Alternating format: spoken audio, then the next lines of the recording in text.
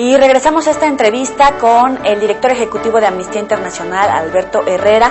Hemos platicado acerca del gobierno mexicano, cuál ha sido su papel en materia de cumplimiento de los derechos humanos de los migrantes centroamericanos que atraviesan por nuestro país para llegar hacia Estados Unidos. Y quisiera hacer ahora el paralelismo de cómo es el papel que México representa en demanda del cumplimiento de los derechos humanos de los mexicanos que quieren llegar hacia Estados Unidos.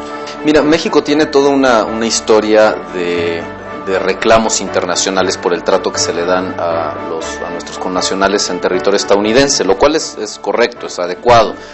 Solo como ejemplo, las últimas leyes aprobadas en estados de la Unión Americana que generan condiciones para un trato discriminatorio en contra de mexicanos y mexicanas allá, pero también un caso que es uno de los emblemas, digamos, del derecho internacional, el llamado caso Avena, de 51 mexicanos condenados a muerte en Estados Unidos, que fue llevado ante la Corte Internacional de Justicia de La Haya por el gobierno mexicano. Ganó el caso. Estados Unidos, cosa que no es extraña, no cumplió la sentencia y han empezado ya. Ya se le las sentencias, exactamente. Ya sí, esa sentencia ya existe y sin embargo, bueno, este año ejecutaron a Humberto Leal, hace 2 años a José Ernesto Medellín, es decir, hay un incumplimiento reiterado de la sentencia. Pero lo que quiero decir es que hay una historia del gobierno mexicano demandando un buen trato a nuestros migrantes en los Estados Unidos. Sin embargo, no estamos viendo la misma reflexión, digamos, con insistencia sobre la realidad que viven los centroamericanos cuando atraviesan México para llegar a los Estados Unidos. Yo diría que en muchos sentidos la realidad mexicana es peor que la realidad de los migrantes mexicanos en Estados Unidos por varias razones, pero una de ellas tiene que ver con estos índices de impunidad a los que hacía alusión hace unos minutos. Es muy complicado que un migrante se atreva a denunciar ante una autoridad mexicana la comisión de abusos en su contra. La razón es muy elemental, no hay confianza en las autoridades mexicanas. Si de pronto a uno como mexicano no le genera toda la confianza presentar una denuncia, porque sabemos de las ineficiencias del aparato de procuración de justicia, pues no podemos imaginar para un migrante para el cual las autoridades mexicanas son un todo, es decir, ellos no necesariamente hacen una distinción entre el agente de migración que lo viene persiguiendo y el agente del Ministerio Público o el policía municipal, pues para él todos son autoridades y las autoridades no están caracterizadas por un respeto pulcro de los derechos humanos. Entonces, ese es uno de los grandes contrastes de la política de derechos humanos que hay en este país, esos grandes reclamos hacia afuera que no se convierten en acciones efectivas.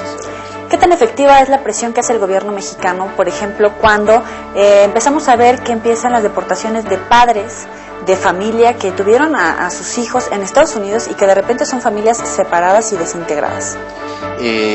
No necesariamente es del todo efectivo, pero me parece que Cancillería ha hecho un buen trabajo en señalar los aspectos diplomáticamente, que es hasta donde llega su ámbito competencial, al gobierno de los Estados Unidos, que deben de ser corregidos en materia de política migratoria. Creo que ha habido una gran insistencia al respecto.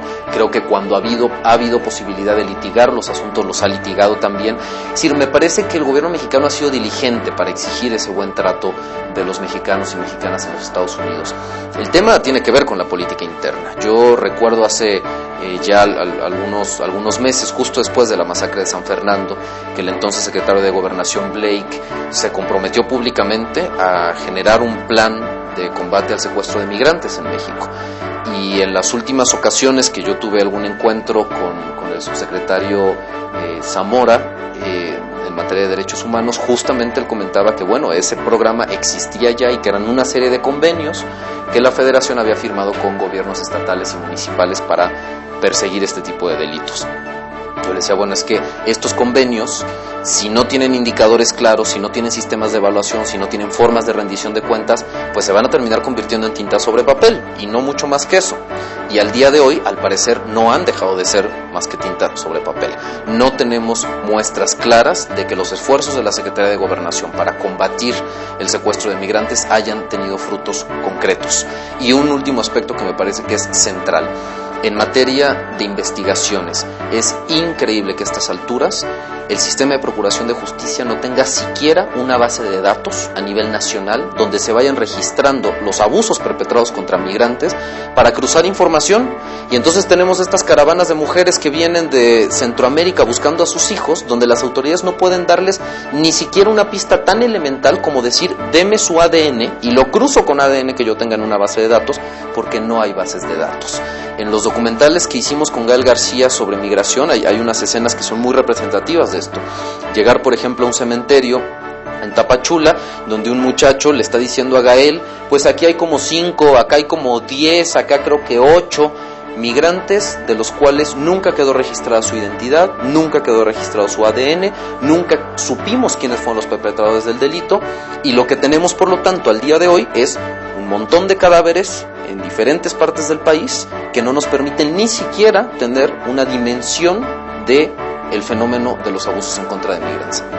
Este tema es muy vasto, pero quisiera abordar uno más para terminar esta entrevista. Respecto a los feminicidios en México, llama la atención los focos, por ejemplo, en Chihuahua, en Ciudad Juárez, en la zona fronteriza, pero también en el Estado de México. ¿Ocupa el lugar de la agenda del gobierno mexicano, el que debería de ser su lugar como tal? Yo creo que sí ocupa un lugar relevante en la agenda del gobierno mexicano, pero eso no garantiza efectividad en las medidas que el gobierno ha tomado. El tema explotó evidentemente hace unos cuantos años con Ciudad Juárez y Chihuahua. Amnistía Internacional publicó un informe, si no me equivoco, en el año 2003 sobre el tema, un informe donde se documentaba no solamente los centenares de feminicidios en los últimos años, sino el patrón de negligencia de autoridades que habían incurrido en faltas graves y que nunca habían sido sancionados por ello. A partir de ese momento empezaron a generarse una serie de acciones por parte del gobierno mexicano, pero que en general, y regreso a lo que te comentaba en un principio, tienen que ver con esta parte formal de decisiones que se toman, es decir, nuevas leyes, nuevas comisiones, nuevas fiscalías, etcétera. Pero eso rara vez se convierte en una transformación sustantiva. Una fiscalía para Ciudad Juárez que ya se cerró y no dio los resultados que esperábamos. Una comisión de la Secretaría de Gobernación para erradicar la violencia contra las mujeres que no ha dado los resultados sustantivos necesarios en materia de acceso a la justicia y de persecución del delito. Una Procuraduría General de la República que cuenta ahora con una fiscalía para erradicar la violencia contra las mujeres, que sin embargo no ha llevado a cabo consignaciones clarísimas en materia de violencia contra las mujeres, que no solo es feminicidio. Te recuerdo que hace unos cuantos días la Comisión Interamericana de Derechos Humanos admitió el caso de San Salvador Atenco. Pues sí, por supuesto, después de casi 5 años que las autoridades del Estado de México se han mostrado absolutamente negligentes para investigar a las personas responsables, a los policías responsables que violaron sexualmente alrededor de 26 mujeres en San Salvador Atenco, y agotarse los recursos internos en nuestro país, pues el caso llega a la Comisión Interamericana. Es lamentable. El mensaje que estamos dando a la comunidad internacional con estos casos es que no tenemos la capacidad o la voluntad de sacar adelante nuestros propios procesos en materia de acceso a la justicia.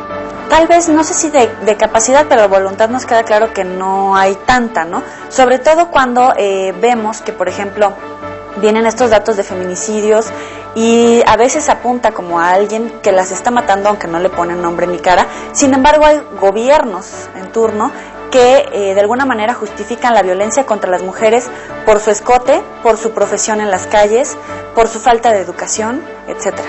Es emblemático este comentario de un exgobernador del estado de Chihuahua que decía eso, que las mataban porque salían de noche y con minifalda, ¿no? Es decir, vaya, si esos comentarios no nos escandalizan de quien debería de garantizar la seguridad de quien sea como se vista y a donde salga, Javier Sicilia, o a lo que se dedique, por supuesto. Javier Sicilia decía una frase que a mí me parece que es muy clara respecto a eso: que en ningún momento y ningún lugar sean los equivocados en este país, ¿no? Porque parece que cuando a una persona la matan y no hay una explicación ministerial de ese asesinato, en general lo que hay es que estaba en el momento equivocado y en el lugar equivocado. Para una mujer en este país no tiene por qué haber ningún lugar que sea equivocado y ninguna forma de vestir, de hablar o desempeño profesional o lo que sea equivocado. El gobierno para todas las personas tiene un deber de protección, de investigación y de sanción cuando se comete un delito. Y quisiera aterrizar este tema en algo que seguramente se va a convertir en un debate muy fuerte en los próximos meses respecto a la ley de el aborto, ¿no? En algunos estados el Distrito Federal ya ha aprobado reformas para que sea legal aquí en el Distrito Federal, sin embargo, pues muchos estados están en contra. ¿En dónde empiezan y en dónde terminan los derechos de las personas que deciden abortar? ¿Y en dónde empiezan y terminan los derechos de un huevecillo, ¿no? Que todavía no se convierte en un ser humano como tal, todavía no vive como tal, sin embargo ya tiene vida? Mire, es un tema que evidentemente ha generado mucha polémica y lo va a seguir generando, pero es fundamental que nos aproximemos a él desde la perspectiva de los derechos humanos, es decir, los derechos de las mujeres. ¿Qué significa en términos de derechos sexuales y reproductivos que una mujer, por ejemplo, que ha sufrido algún tipo de violencia sexual, no tenga no solo el derecho, sino los procedimientos concretos para acceder a una interrupción del embarazo? No existe en este momento justificación jurídica alguna en materia de derechos humanos a nivel internacional para prohibir el aborto de manera total o para no facilitar procedimientos de acceso al aborto cuando una mujer ha sufrido violencia sexual, cuando se trata de casos de incesto o cuando la vida de la mujer corra peligro. En los demás casos, la criminalización no es tampoco una alternativa. Es decir, en los primeros, el Estado tiene que garantizar los mecanismos, porque estamos hablando de la vida de la mujer y de su integridad física, psicológica y sexual. Y en los otros casos, la criminalización no es lo que va a permitir que existan o que dejen de existir embarazos no deseados. No es una opción válida desde el punto de vista de los derechos humanos. Evidentemente el Distrito Federal lleva la delantera a este respecto. Ha sido lamentable la decisión de la Suprema Corte de Justicia al respecto, de no declarar la inconstitucionalidad de las constituciones de los estados de Baja California al respecto, pero es muy importante que esta decisión no se entienda como una puerta abierta para la prohibición total del aborto. La prohibición total del aborto es violatoria de derechos humanos en cualquier país. Bueno, muchísimas gracias, Alberto Herrera Aragón, es el director ejecutivo de Amnistía Internacional. De este tipo de temas y muchos más pueden encontrar información en la página www.amnistia.org.mx. Muchísimas gracias y ustedes que tengan muy buen día.